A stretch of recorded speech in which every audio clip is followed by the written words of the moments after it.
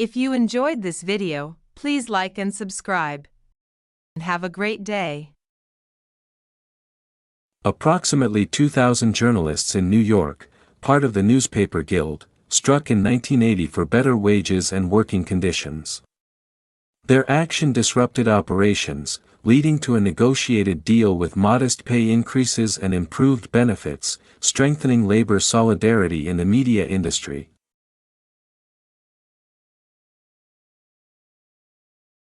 Nearly 1,000 workers at Winchester Repeating Arms in Connecticut struck in 1980, demanding higher wages.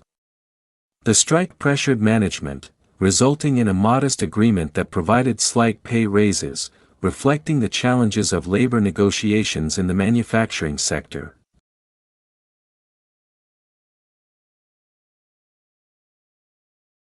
In 1981, air traffic controllers nationwide, under PATCO, struck for shorter hours and better pay. President Reagan fired over 11,000 workers, decimating the union. The harsh response reshaped U.S. labor relations, weakening public sector unions and setting a precedent for anti-strike policies. About 1,000 brewery workers in Wisconsin struck in 1981 against wage freezes and job cuts at Schlitz.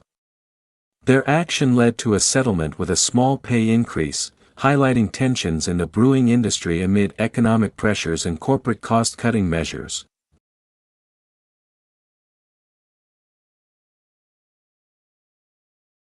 Nearly 20,000 garment workers, mostly Chinese immigrants in New York City's Chinatown, struck in 1982 over low wages and poor conditions. Their unified protests secured better pay, marking a significant victory for immigrant labor rights in the U.S. garment industry.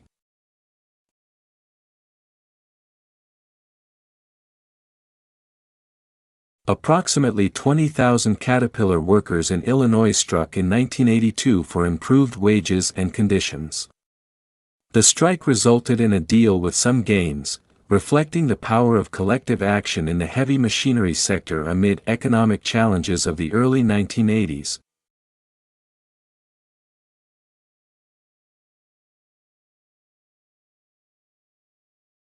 Around 2,000 copper miners in Arizona struck in 1983 against Phelps Dodge's wage and benefit cuts.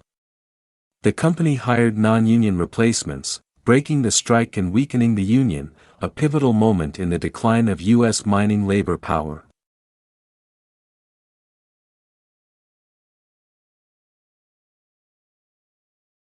About 12,000 Greyhound bus drivers nationwide struck in 1983 for better wages. Facing corporate resistance, they returned to work with minimal changes, underscoring the difficulties faced by transport workers in securing significant labor gains during the 1980s.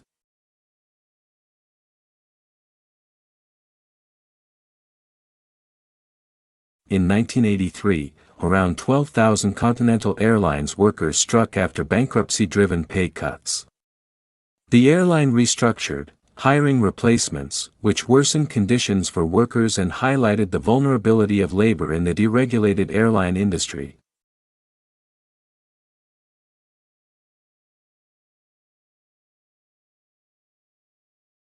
In 1983, 700,000 ATT workers nationwide struck over wages following the company's breakup. Their massive action secured better pay and benefits, demonstrating the strength of organized labor in the telecommunications industry during a period of corporate restructuring.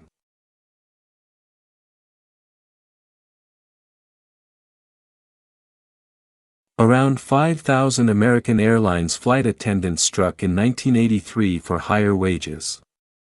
Their action led to a negotiated deal with modest pay improvements, reflecting the growing assertiveness of service workers in the aviation sector during the 1980s labor movement.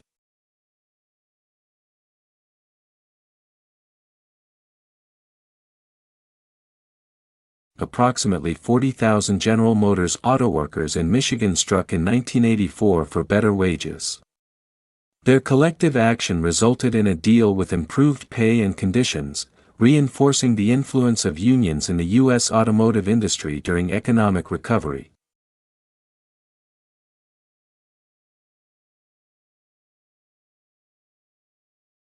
About 1,500 Hormel meatpackers in Minnesota struck in 1985 against wage cuts. The prolonged strike failed, weakening the union and highlighting the challenges of labor resistance in the meatpacking industry amid corporate cost-cutting trends.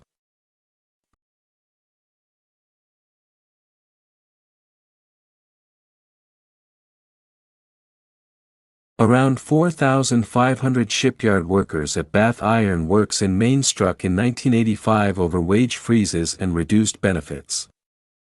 They settled with a modest deal, reflecting the economic pressures faced by workers in the U.S. shipbuilding industry during the 1980s.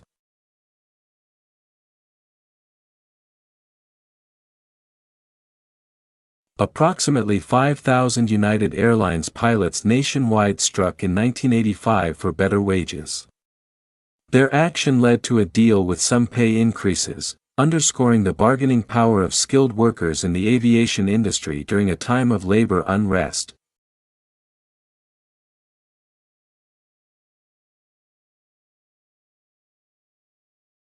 Around 22,000 U.S. Corporation steelworkers in Pennsylvania struck in 1986 against wage cuts. They settled with a deal that included some benefit losses, reflecting the declining leverage of steelworkers in an era of industrial restructuring in the United States.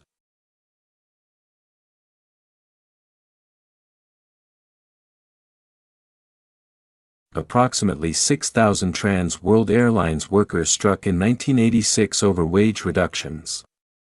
The airline restructured, hiring replacements, leading to a loss for the workers and highlighting the challenges of labor actions in the deregulated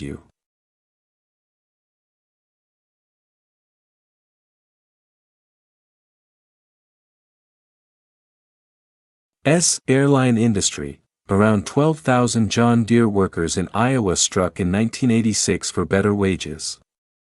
Their action resulted in a deal with modest pay improvements, demonstrating the resilience of agricultural machinery workers in negotiating labor agreements during the 1980s.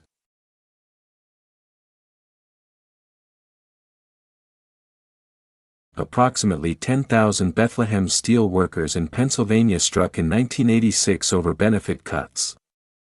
They settled with some losses, reflecting the weakening position of steelworkers as the U.S. steel industry faced global competition and corporate restructuring.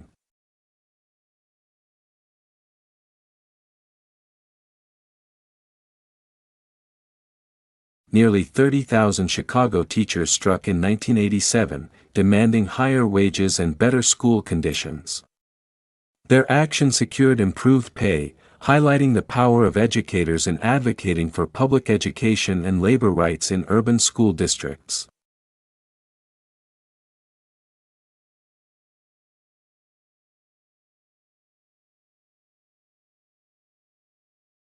Around 4,000 International Paper workers in Maine struck in 1987 against longer working hours.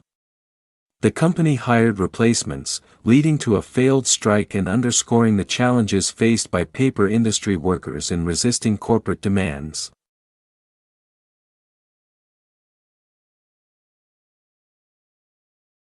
Approximately 5,000 General Electric workers in Massachusetts struck in 1988 over rising healthcare costs.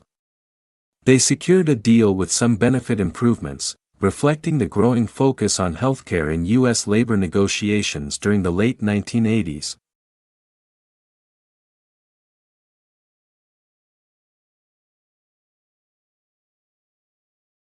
Around 2,000 Pittston coal miners in Virginia struck in 1989 over healthcare benefits.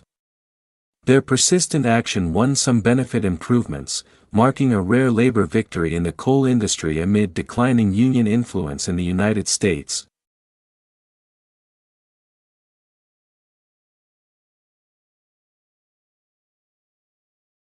Approximately 8,500 Eastern Airlines workers struck in 1989 over pay and management issues. The airline's bankruptcy led to job losses, highlighting the severe consequences of labor disputes in the financially strained U.S. airline industry during the late 1980s.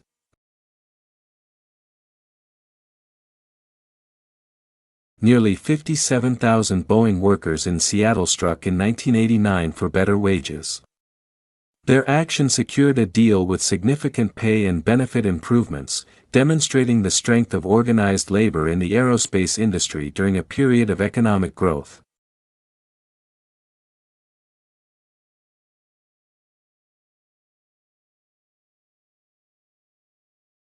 Around 60,000 New York telephone workers struck in 1989 over healthcare benefits. Their large-scale action led to a deal with enhanced benefits, showcasing the bargaining power of telecommunications workers in securing labor rights in the late 1980s.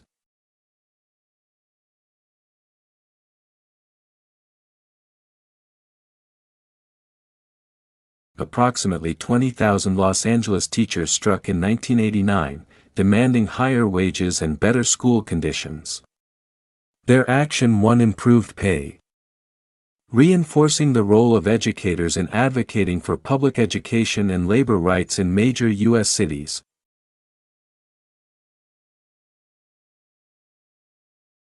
Around 3,000 amalgamated clothing workers in New York struck in 1990 over low wages and poor conditions. Their protests secured better pay, marking a significant win for garment workers and immigrant labor rights in the U.S. textile industry.